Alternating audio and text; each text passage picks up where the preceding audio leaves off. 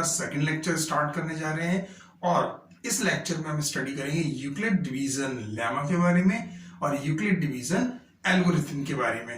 This is अजीज और आपका अपना चैनल मिसवाही एजुकेशन। आइए समझते हैं यूक्लिड डिवीजन लेमा के बारे में। पेन कॉपी लीजिए और हेडिंग लगाइए Euclid division lemma. Euclid division lemma, right. आइए सबसे पहले समझते हैं लेमा क्या होता है। लेमा क्या होता है, पहले लेमा के बारे में समझते हैं, फिर यूक्लिड डिवीजन लेमा के बारे में। लेमा क्या होता है? Lemma is a proven statement used for proving another statement।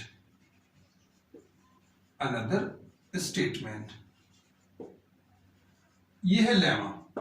क्या मतलब है इस लेमा का कि लेमा कुछ प्रूविंग स्टेटमेंट्स हैं, प्री डिफाइंड स्टेटमेंट्स हैं, जिनकी हेल्प से, जिनकी मदद से हम कुछ नए रिजल्ट प्रूव कर सकते हैं, उन्हीं को कहते हैं लेमा। फॉर एग्जाम्पल, जैसे मैं आपसे कहूं कि the sun rises in the east, सूरज जो है वो पूरब से उगता है, और हमें ये मालूम है कि पृथ्वी जो है वो अपनी एक्सिस पर रोटेट करती है। तो हम इस स्टेटमेंट से दूसरी स्टेटमेंट बना सकते हैं। दूसरी स्टेटमेंट क्या बना सकती है? दूसरी स्टेटमेंट को हम प्रूव कर सकते हैं क्या? कि the sun set in the west. तो पहली स्टेटमेंट हमें मालूम थी कि the sun rises in the east, तो हमने इसकी हेल्प से ये जानते हुए कि जो अर्थ है वो रोटेट करती है, तो हमने दूसरा स्टेटमेंट प्रूव किया कि the sun set in the west. तो यही कहलाता है हमारा लेमा, इसी को कहते हैं हम लेमा। अब बात आती है डिवीजन की। तो डिवीजन जनरली डिवाइड करना, वो कहलाता है डिवीजन। अब आई यूक्लिड डिवीजन लेमा। जो लॉन्ग डिवीजन मेथड है, आपको भी मालूम है, बचपन से आप करते आ रहे हैं लॉन्ग डिवीजन मेथड। उसी लॉन्ग डिवीजन मेथड को यूक्लिड साहब ने ऑब्जर्व किया, समझा, और समझने के बाद कुछ रिजल्ट दिया, कुछ स्टेटमेंट दिया। उस स्टेटमेंट को हम कहते हैं यूक्लिड डिवीजन लेमा। यानी कि यूक्लिड डिवीजन लेमा क्या हुआ? एक रिजल्ट जो कि लॉन्ग डिवीजन मेथड का ही रीस्टेटमेंट है, उसको हम कहते हैं Euclid division lemma. Euclid division lemma क्यों कहते हैं, कुछ और क्यों नहीं कहते? यूक्लिड डिवीजन लेमा इसलिए कहते हैं क्योंकि जिस तरह से आप 9th में पढ़ के आओ, Newton's laws of motion, Kepler's planetary motion, या और भी आप कोई चीज देखो तो किसी साइंटिस्ट के नाम पर वो चीजें दे दी जाती हैं। इसी तरह आप किसी सिटी का नाम देख लो या कोई एरिया का नाम देख लो, किसी फेमस पर्सनालिटी के ऊपर वो सिटी का नाम और वो एरिया का नाम रख दिया जाता है। उसी तरह यूक्लिड साहब ने लॉन्ग डिवीजन का जो रीस्टेटमेंट दिया, उस रीस्टेटमेंट को नाम दे दिया यूक्लिड डिवीजन लेमा, क्योंकि यूक्लिड साहब ने उसको ऑब्जर्व किया था फर्स्ट टाइम, और उसको ऑब्जर्व करने के बाद उसके लिए रीस्टेटमेंट दिया था, इसलिए उन्हीं के नाम पर उसको रखा गया यूक्लिड डिवीजन लेमा। तो ये हो गई कहानी यूक्लिड डिवीजन लेमा की, कि Euclid division lemma nothing but it is a restatement of long division method. अब है क्या ये स्टेटमेंट, आइए वो समझते हैं।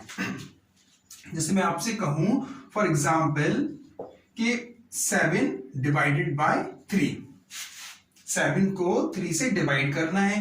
अब अगर 7 को 3 से डिवाइड करना है तो 7 यहां पर क्या है हमारा? डिविडेंट है, और 3 हमारा क्या है? Divisor, right. ये डिविडेंट है और ये डिवाइजर। आइए डिवाइड करते हैं। हमने 3 से 7 को डिवाइड किया, तो 3 2 6 और 1 हमारा रिमाइंडर, यानी जिससे डिवाइड करते हैं वो हमारा कहलाता है डिवाइजर, और जिसको डिवाइड करते हैं वो हमारा कहलाता है डिविडेंट। और जितने टाइम्स डिवाइड होता है वो कहलाता है क्वोशिएंट। मालूम है? बिल्कुल मालूम है सर। और जो बचता है यहां पर, उसको हम कहते हैं रिमाइंडर।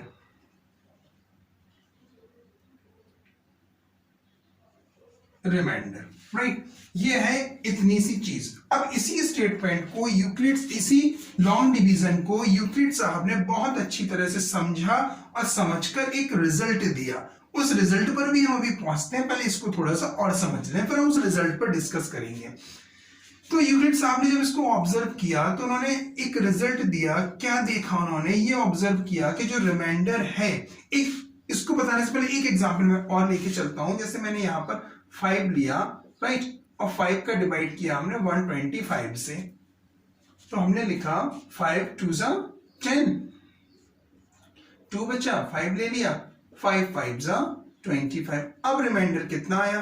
अब जो रिमाइंडर आया 0। ये डिवाइजर 5 डिवाइजर, 125 डिविडेंड, 25 क्वोशिएंट और 0 रिमाइंडर। यहां पर रिमाइंडर जो है वो 0 है, यहां पर रिमाइंडर 1 है। यानी कि एक कंडीशन उन्होंने ये ऑब्जर्व करी कि रिमाइंडर 0 हो सकता है या 0 से बड़ा हो सकता है।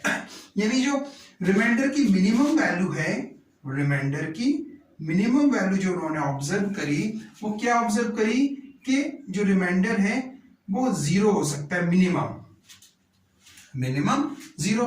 अब अगर मैक्सिमम देखें तो मैक्सिमम कितना हो सकता है, वो चीज उन्होंने ऑब्जर्व करी और ऑब्जर्व करने के बाद देखा कि 0 के अलावा अगर जो रिमाइंडर आता है, जैसे यहां पर 1 आया, कुछ और हम रिमाइंडर लें, जैसे हमने 3 का डिवाइड किया 8 से, राइट, 8 से डिवाइड किया, कितना आ जाएगा? 3 2 जा 6, 2 रिमाइंडर आएगा।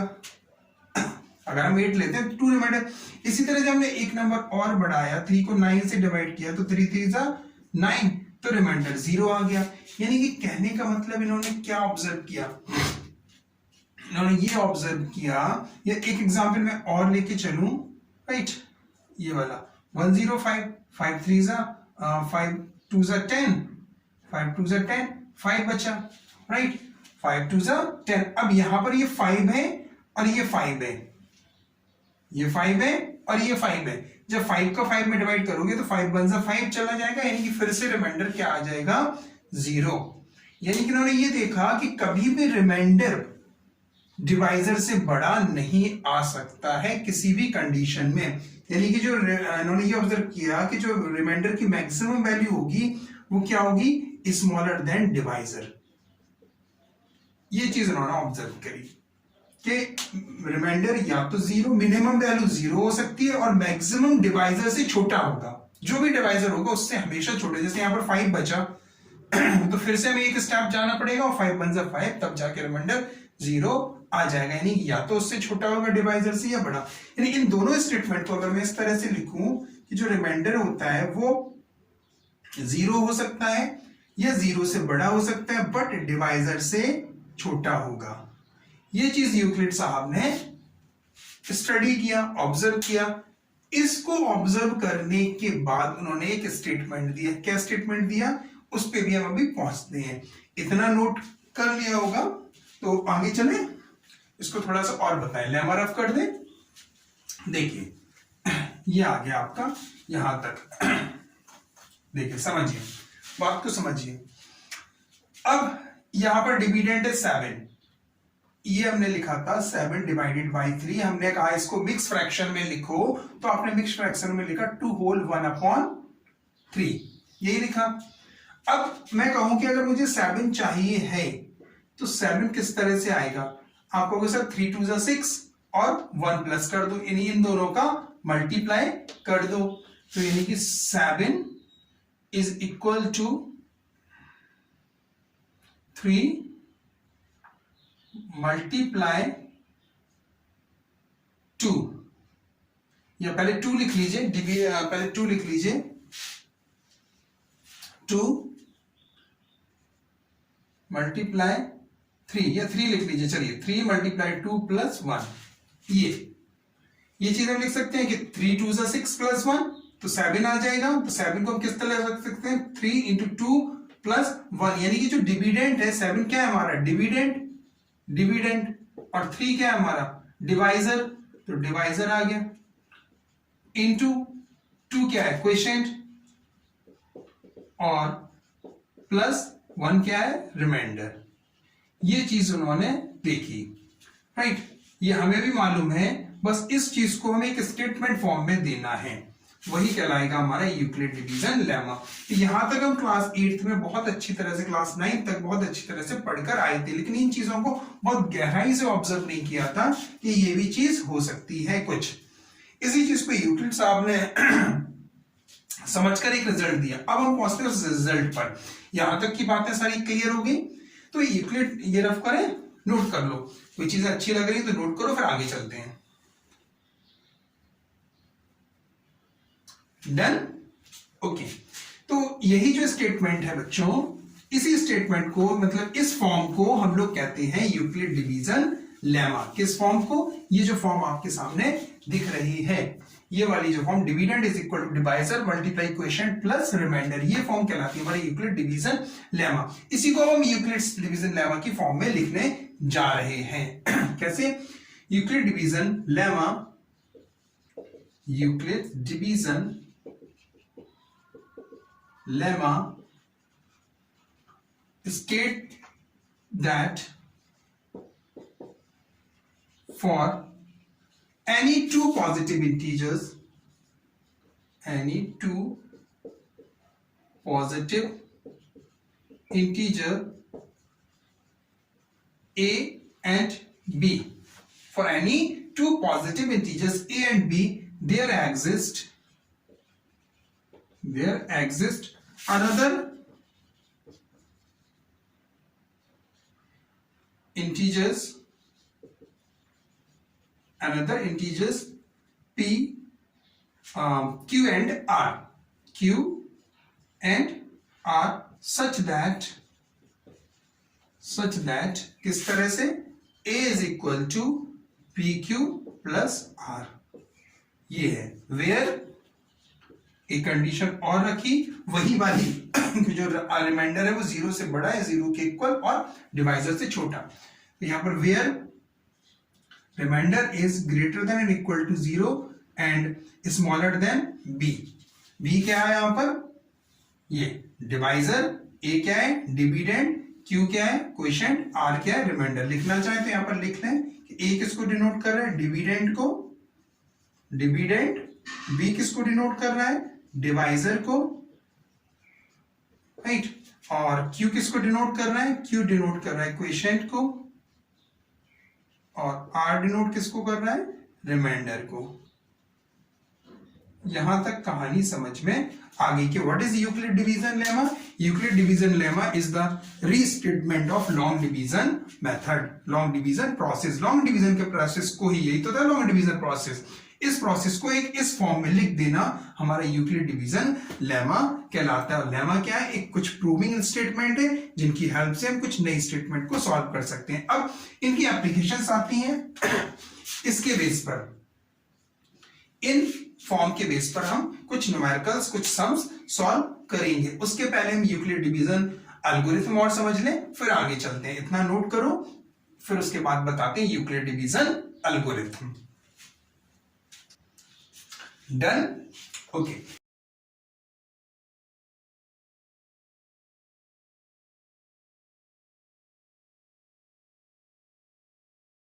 चलिए अब हेडिंग लिखिए Euclid division algorithm.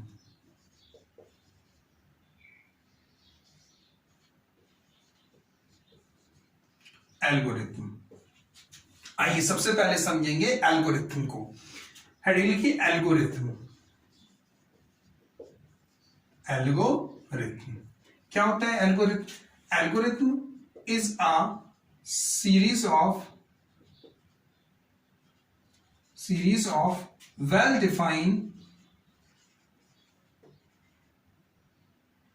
well defined steps which gives procedure of solving a type of problem। क्या मतलब हुआ कि कुछ वेल डिफाइंड स्टेप्स का समूह, सीरीज, उनको फॉलो करके हम किसी रिजल्ट पर पहुंच जाएं, वो कहलाता है हमारा एल्गोरिथम। फिर से सुनो, जब कुछ सीरीज, कुछ स्टेप्स हैं, स्टेप्स का ग्रुप, उन स्टेप्स को अगर हम फॉलो करके किसी रिजल्ट पे पहुंच जाए, वो प्रोसेस हमारा कहलाता है एल्गोरिथम। कोई प्रॉब्लम हमारी सॉल्व हो जाए उसको कहते हैं एल्गोरिथम। एक एग्जांपल के थ्रू समझो इसको।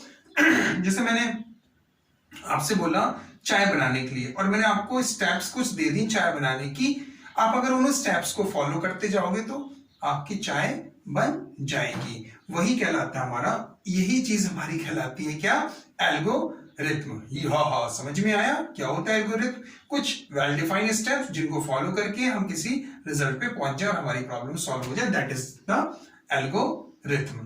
जैसे आपको कहीं किसी डेस्टिनेशन पे जाना है, किसी ने आपसे स्टेप्स दे दी कि पहले यहां जाना, पहले यहां जाना, टैक्सी मिलेगी, टैक्सी पकड़ के फिर इस तरफ जाना, फिर एक और आपको व्हीकल्स मिल जाएगा, मोड ऑफ ट्रांसपोर्ट, उसका यूज करोगे। तो ये स्टेप्स को जैसे जैसे आप फॉलो करते जाओगे आप एक डेस्टिनेशन पे पहुंच जाओगे, दैट इज द एल्गोरिथम। वही एल्गोरिथम है। और एग्जांपल दें, सफिशिएंट है, क्लियर हो गया? ओके। अब चलते हैं आगे। इसका यूज कहां किया जाता है एल्गोरिथम? अभी तो डिवीजन। अब डिवीजन क्या, डिवाइड करने के लिए जो स्टेप्स हैं, डिवाइड करने के लिए जो स्टेप्स हैं, उन स्टेप्स को ही कहते हैं डिवीजन, डिवाइड करने की स्टेप्स।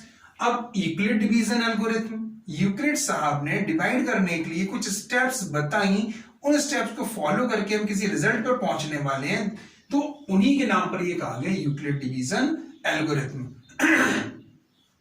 यूक्लिड डिवीजन लेमा और Euclid division algorithm. Euclid division algorithm is dependent on the Euclid division lemma, right? तो इसका यूज कहां पर करते हैं हम लोग? इसका यूज हम लोग करते हैं टू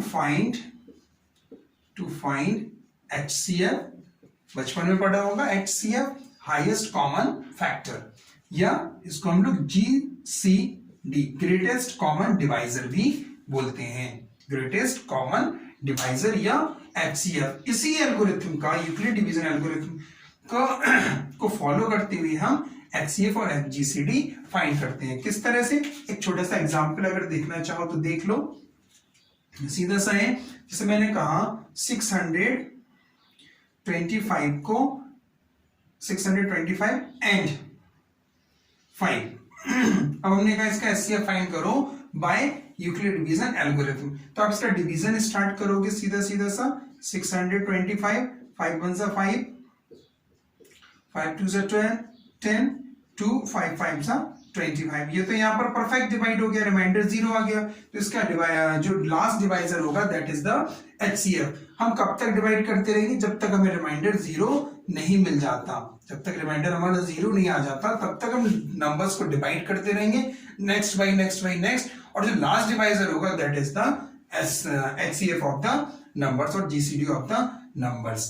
तो ये था हमारा यूक्लिड डिवीजन एल्गोरिथम। अब इन पर बेस्ड जो क्वेश्चंस बनते हैं, एप्लीकेशंस बनती हैं यूक्लिड डिवीजन लेमा और यूक्लिड डिवीजन एल्गोरिथम पर, वो हम आपसे डिस्कस करेंगे अपने नेक्स्ट वीडियो में। यानी कि नेक्स्ट वीडियो में आपको NCERT की एक्सरसाइज कराएंगे और RD शर्मा और RS अग्रवाल के भी क्वेश्चंस उसमें कराने वाले हैं।